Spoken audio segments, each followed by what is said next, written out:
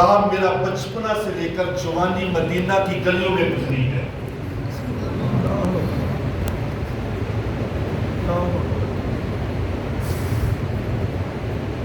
نعرہ تکبیر، اللہ اکبر، نعرہ رسالہ، یا رسول اللہ، نعرہ رسالہ، یا رسول اللہ، نعرہ تحقیق، حق شریعت، حسینیت، زندہ باد، حسینیت، زندہ باد، حسینیت. زندہ باد. اور میرا بچپن سے لے کے جوانی جو ہے وہ مدینہ کی گلیوں میں گزری ہے.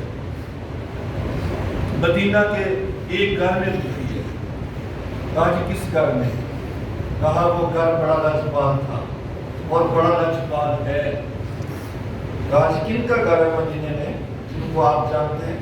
وہ خاتون کہنے لگی میں حضور صلی اللہ علیہ وآلہ وسلم کی پیاری بیٹی فاطمہ الزہرا کے گھر میں رہی ہوں، مولا علی کے گھر میں رہی ہوں، ان کی خدمت میں کام کیا کرتی تھی.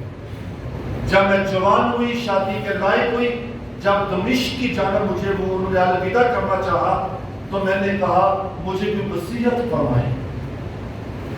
تو مجھے زہرا پاک نے وصیت کی تھی کبھی زندگی میں کوئی قیدیوں کا قافلہ مل جائے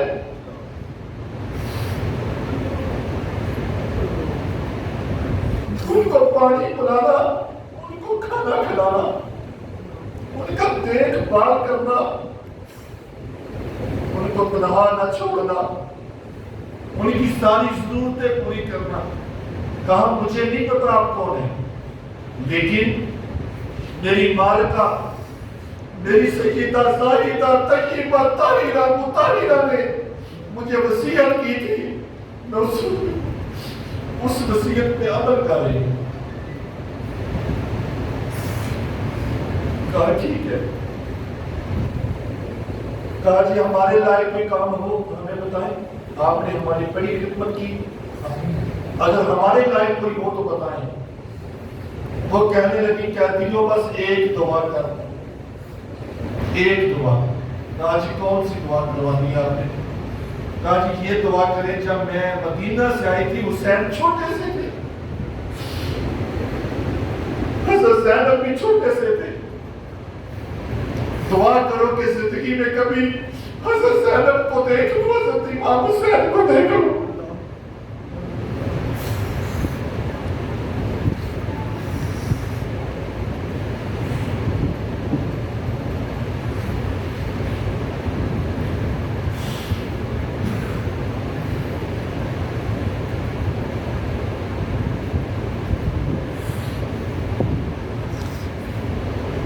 حضرت زینب پھوٹ پھوٹ کے رونے لگے.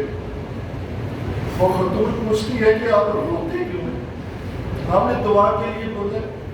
کہا جس حسین کے لیے تم دعا کروا رہی ہو نا، نیزے کی نوک پہ جو سر ہے وہی ہمارے حسین کا سر ہے، اور جس زینب کی تم بات کر رہی ہو نا وہ زینب میں ہوں.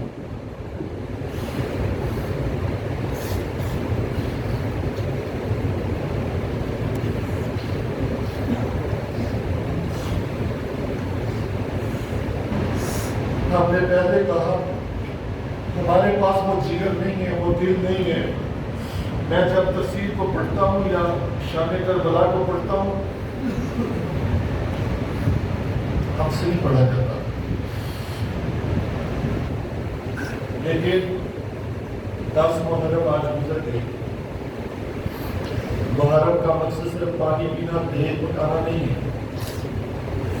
محرم کا مطلب حضرت امام حسین کی محبت میں گم ہو کر نماز، روزہ، قرآن پر یتامى والمساکین کا خیال کرنا، ان کے پیغام کو اپنے سینے میں رکھنا، یہ حضرت امام حسین کی محبت کا ثبوت ہوگا آپ لوگوں کے پاس.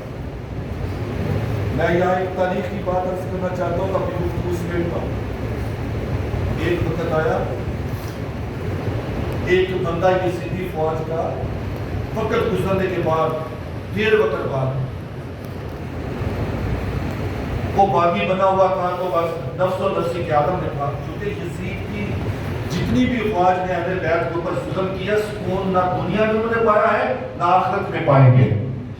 اگر اس ہسٹری کو ہم بیان کریں تو رات بیت جائے۔ میں مفہوم یہاں پہ عرض کرنا چاہتا ہوں، ایک باغی تھا تو وہ دوڑا، پیاس کے ساتھ نڈال تھا۔ حضرت زین العابدین نا چادر کی بکر والی ہوئی، چادر اڑی ہوئی تھی اپنے چہرے پہ۔ اس نے کہا ہائے پانی۔ جب اس نے کہا ہائے پانی، اس کی نظر حضرت زین العابدین کے چہرے پہ پڑی۔ یزیدی سپاہی کی نظر حضرت زین العابدین کے چہرے پر پڑی۔